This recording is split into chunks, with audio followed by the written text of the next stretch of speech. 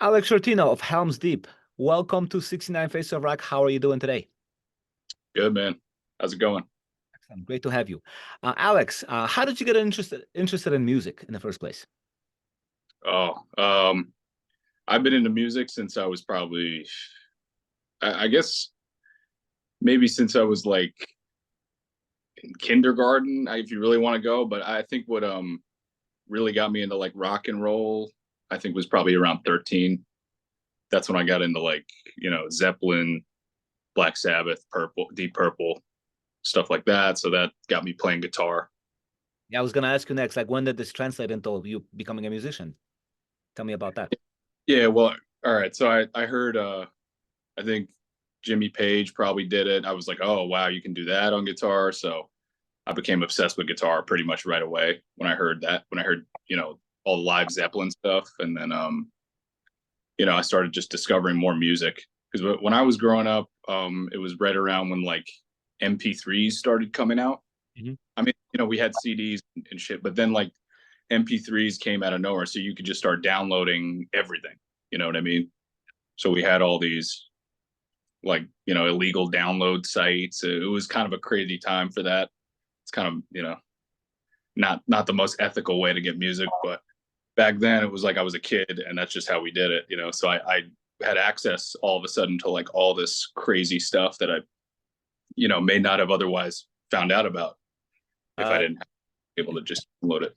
you've mentioned Zeppelin a few times, and I see a Zeppelin tattoo already. So I know there's a clear dedication there.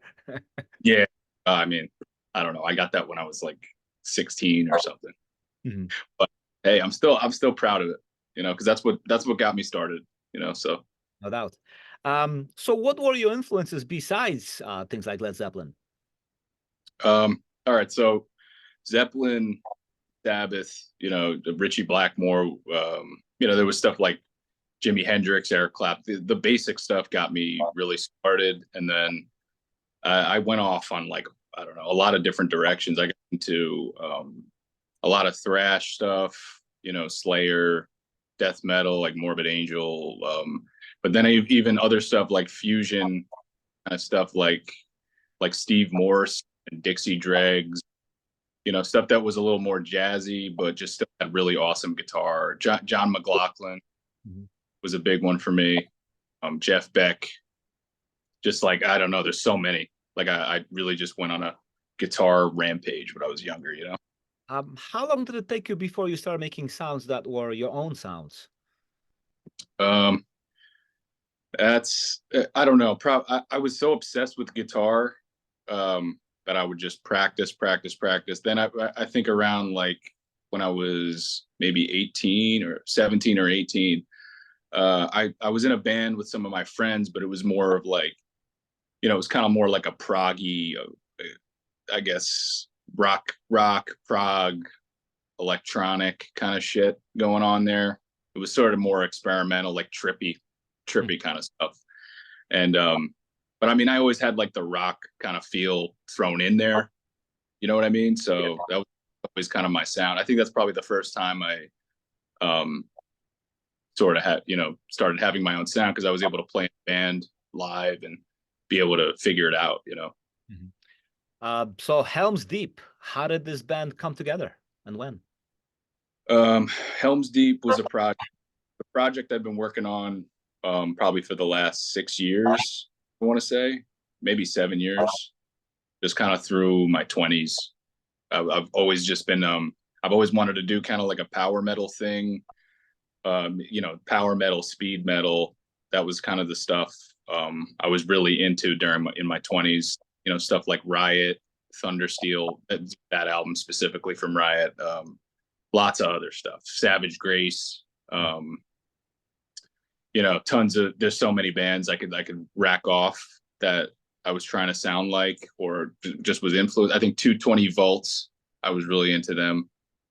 Oh, Um, like the guitar lines, I love their guitar riffs. So I ended up kind of just mixing like, stuff from that I picked up as a kid into power metal. I started getting like, coming up with ideas like, because I feel like metal, they don't you know what power sounds like. There's a certain kind of riff, you know, equation that goes down when you write that specific style. But I started trying to use, you know, other instruments in there, you know, maybe some more like Mahavishnu orchestra stuff, just subtle things. You know, obviously you can't do too much jazz in metal because you'll kind of spoil it. But just some things like to spice it up a little bit, make it unique, you know. So I don't know, all these pieces sort of came together for the project. I ended up moving out to Colorado, where I just, for some reason, when I moved there, I've started finishing every song I had started. So I had these like 11 songs. Then I had gone to see Raven when I was out there up in like Fort Collins. It brings me to my next question. How did you get in touch with the guys from Raven? Yeah, I mean, I went to see them, and it was kind of like they played in Denver, and I guess Denver's like, there's not a huge metal scene, for at least for like you know, older stuff like new wave British heavy metal. I guess not too many people knew about that show specifically. Maybe it was badly promoted, but it was like me and maybe 4 or 5 other people there. So we kind of got like a nice intimate show with Raven. And you know, after the show, the Gallaghers were hanging out at the bar. I was hanging out with them, talking to them, and you know, I was telling them about my stuff that I've been writing. I'm like, you know, I was looking for a drummer at the time to hire because I had some other dudes I was working with, but you know, they were kind of just being flaky about it.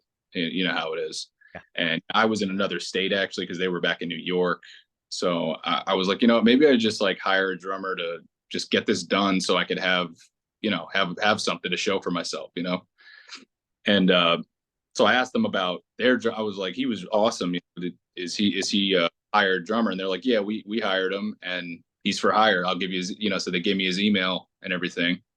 So I started talking to Mike, and I had a bass player that I met in Denver who was like, I was sort of trying him out, and we were kind of getting. I think he plays with Thor currently. Okay. The you know, he's a friend of mine. And Mike said, you know, Mike likes to work with people he's comfortable with, and he said that, you know, we could get John to do this, and I'm like, oh, I didn't even know that was, you know, an option. Obviously, like that's a no brainer. John's incredible, you know, and he fit in really well, and probably, you know, he picked it up in like 5 seconds. You know, all the stuff I sent him, he could just come up with really incredible stuff. What did they even think about your music when you presented it to them? Mike liked it. Mike liked it. You know, he's a kind of a stickler, so he obviously was like, you know, my guitar. He's like, your guitar tone sounds like shit, but you could tell he like songs, you know, because I don't think he's not somebody who's lie to you, you know, because I was really recording like just poor quality. The demo was really poor quality, and my guitar tones were like, I don't recorded off my cell phone. Some of them, like, you know, it wasn't good, you know, high resolution by any means. But yeah, he definitely liked it, and he showed it to John, and John really thought it was cool too. He thought the riffs were good, especially, you know, when everything was re-recorded and retracked. Then they got to really hear, you know, the songs. Mm-hmm. So yeah, they were definitely they liked it. They liked it. What was the recording process like? The recording process, we did everything separately. I did it in my basement. I had a studio set up in my basement back in Colorado, and Mike recorded in his studio in LA. John recorded wherever he was. He was either, I think, bouncing between Florida and the UK. So some of it he recorded at his house in the UK. Some of it he recorded back in Florida. Mm-hmm. Yeah. Not only are you a guitar player, but you're also the vocalist. So tell me about, when did you begin to sing? Yeah. So for this project, I don't know. I used to, you know, a bunch of friends who were into this stuff too. So we'd be hanging out. I'd be coming up with song ideas, and I'd kind of just do the vocal. Before this, it was maybe 5 years ago, I'd never sang. It was always guitar for me. Mm-hmm. But, you know, with this project, I was like, you know, I want the high vocals, man. You know, you have to. you know, so I started trying it. I was like, you know, yeah, if nobody's going to do it, because I didn't know anybody who had the balls to, you know, sing that high. You know what I mean? So like, I got to try it, you know, somebody's got to do it.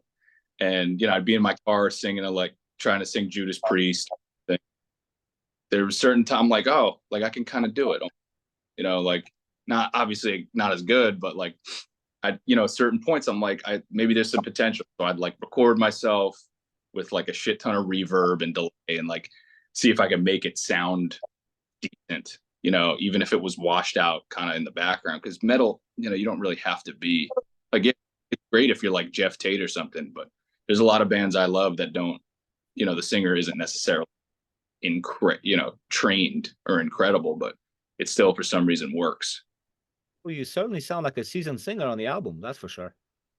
Yeah, I think they guided me, and I sort of got better as I went. Mm-hmm. Definitely started out kind of rough. Obviously, my friends would laugh at me and shit, and then you know, take after take. They, now you know, them. yeah, I don't know. Now they would critique me. It was helpful. It was like productive because they'd be like, "No, this is bad. This is bad." But then like I'd show them one song, and it would be like, "Oh, this is good." You know, so that gave me like hope to keep trying. I'm like, all right, like I got them with one. You know, I got them to say at least this one was good. So I just kept writing, and you know, then I started to find my vocal style a bit more, and you know, be able to figure out what I can do well, what I can't, and to just do the things I can do well. And then I get to sort of branch off that, you know, because when I started working with Mike and he was sort of producing me, he would kind of tell me to try this, try that. If it worked, we keep it. If it didn't, we wouldn't. Yeah, it was just a lot of trial and error. The name Helms Deep, where did that come from? I'm like, since I was a kid, I was obsessed with Tolkien, Lord of the Rings, and stuff like all those books. I love that stuff, and I always thought that Helms Deep was a cool name. I had been kind of struggling to find a name, to be honest, for a while, because it's like all the good names are taken. You know, you have a good name. There's like 40 bands on Metal Archive that already, you know, have it, and you don't want to be the 41, you know, Helms Deep 41 or something. So I noticed when I came up with Helms Deep, there was only one band from like a long time ago that barely even had a demo out, you know, and the recordings were basically they didn't go too far with it, you know, and it was only one other band who did it. So it seemed like they took that name and then kind of didn't go anywhere, and they maybe recorded 2 tracks, bad quality, you know what I mean? Nothing super memorable. Then that was all I had seen who had that name Helms Deep. So I figured, you know, it's probably there's multiple Incubuses, there's multiple. Oh yeah. You know, to just throw away a band name just because one other, you know, if it was a band that was like really big that I really loved, I'm like, okay, I can't, you know, I'm not going to take the name Iron Maiden or something, or you know, I can't do that, or or something. You can't do something like that. But you know, even there are bands with names that like, you know, they didn't go really anywhere either, but they at least have some solid material that I listen to. Mm-hmm. You know, Medusa was a running name actually for me, but there's an older band named Medusa that I like, and I'm like, you know, I don't feel right being another Medusa on top of it. It's just, you know what I mean? I had to kind of feel it out that way. Makes sense. Treacherous Ways, right? Yeah. In my opinion, one of the best straightforward heavy metal albums I've heard lately in the last few months. What feedback are you getting? So far, I think it's mostly good stuff. You know, some people, you know, there's always going to be haters, but fuck them. You know, I think a lot of people really like it. I think it was well received. Mm-hmm. Absolutely. Amazing. Different. I can't stop listening to it. That's why I got in touch with you. I figured, hey, I want to see what makes this guy tick, you know? Do you think your musical vision was captured on this album? I think mostly. I think it turned into something even crazier than what my vision was, probably something different. You know, it's never going to be, I had a vision with the demos that this was actually going to be a little bit more of like a new wave British heavy metal kind of thing, like more relaxed kind of drums. You know what I mean? I didn't think it was going to go this full intense power metal kind of direction. But Mike is just that kind of drum. It really shows that like drums can really take a band and make it this or that. You know, drums really matter. People don't. Mike's incredible. And speaking, staying on that topic, what do you think John Gallagher and Mike Heller added to the overall feel of the band? They supercharged it, definitely. They definitely added. I mean, John is like he comes up with just the craziest bass lines, man. They're so jammy, you know. They're melodic. He's really a melodic player. Mm-hmm. And he would have sometimes he would just go straight on a part, you know, and just go nuts. And I'm like, we need to just keep exactly what you fucking did there, dude. Like no punching. Don't even punch, you know. And Mike would like to punch a lot. He would like to really, you know, boil everything down and make everything real refined. And sometimes I'd have to be like, I mean, I'm more of like, I'm a fan of kind of a more live sound, mm-hmm. you know, than such an overly produced, everything is in it, the perfect place. Everything sounds completely perfect. I like the subtle imperfections, you know, just some of them, you know. So I think I helped maintain some of those. Mike helped keep it tight. I think it was a good team we had, you know. Definitely sounds like it. What are the songs mainly about? What topics are you exploring? There's a lot of stuff going on there. Each different one, I'll kind of have like something different going on about them. It's mostly like fantasy imagery that I try to get into. You know, some of it's like Greek mythology. But I think probably underneath it all, there's some relatable shit in there that could, you know, if you really want to dig into it, it's something simple and relatable. Mm-hmm. You know, like Treacherous Ways. It's probably, you know, that's like about like warlords betraying each other, but you know, everybody's been stabbed in the back. I don't know if I was really actively thinking about it that way. I think I was just trying to come up with cool imagery, mm-hmm. mostly. But then sort of at the end when I'd write all the lyrics, since you're just kind of like dumping subconsciously, you know, when I write lyrics, I'm not thinking, oh, I want to write a song about this. I just think of cool words and things that sound cool. And then at the end, when I read it all, I'm like, oh, I kind of like that kind of has a meaning to it if you really look into it. But maybe that's just what was in my head. You know, who knows? I'm looking at you and you're fairly a young guy, probably born in the 90s. Am I right? Yeah, 91. So the question that kept kind of coming at me as I listened to your record, like, how were you able to capture that perfect 80s sound when you were actually born in the 90s? Yeah, man, I like only listen to 80s metal pretty much. And 70s and 80s is like my favorite kind of music.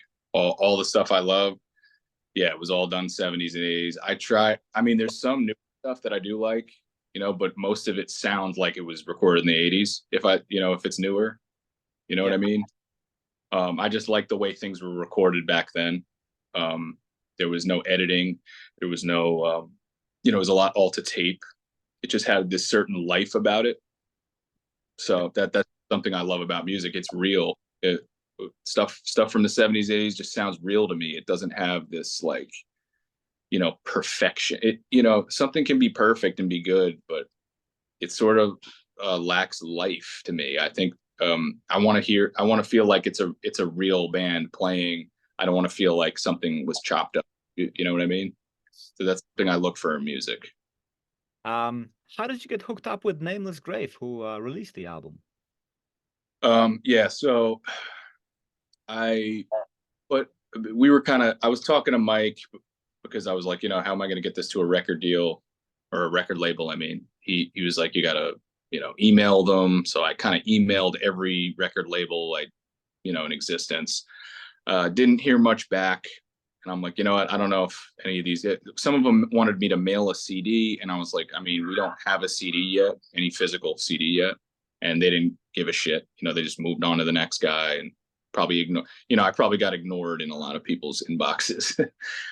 So I put it on Bandcamp and I was like, let's just see what happens.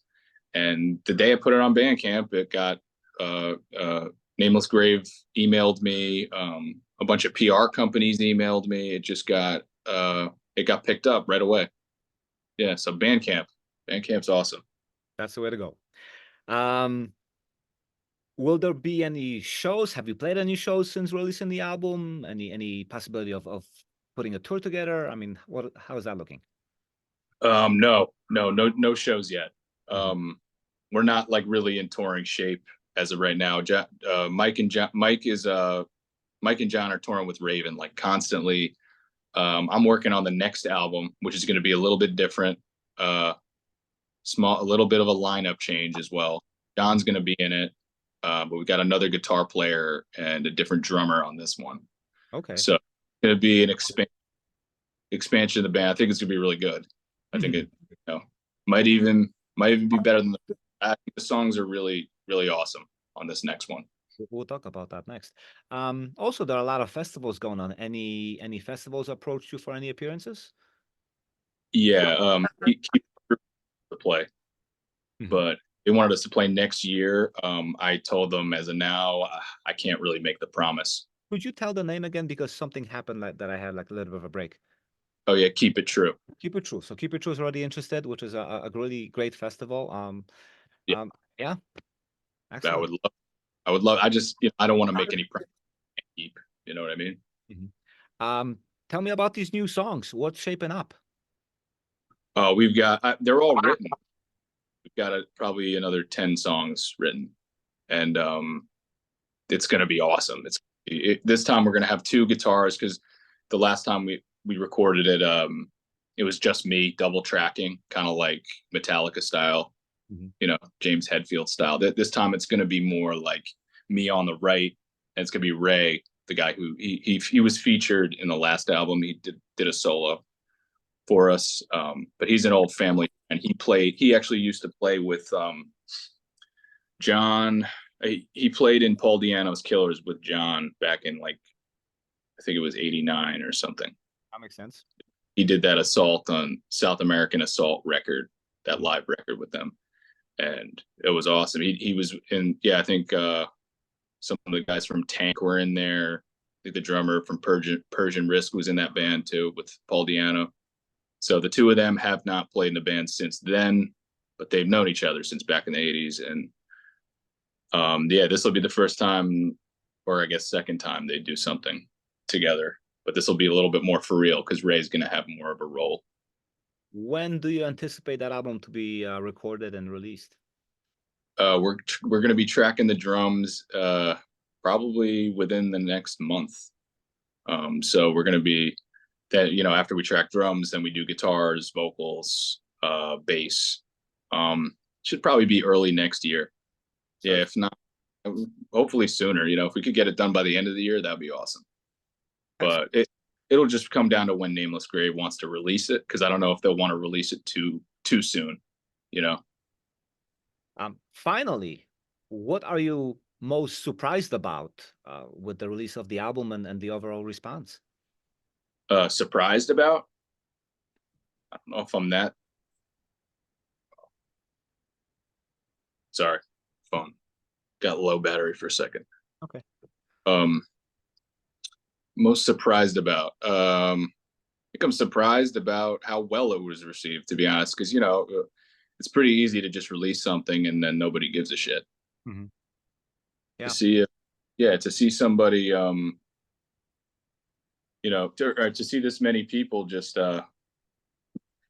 sorry, getting a call. Mm-hmm. Yeah, to see this many people, really love it this much, and a lot of nice emails from people and people wanting merchandise and, really into it. So it feels cool, to have people care that much about something you worked hard on, Yeah, great. thank you for speaking with me, and good luck on the new album that's coming up. Thanks, man. Good to talk to you.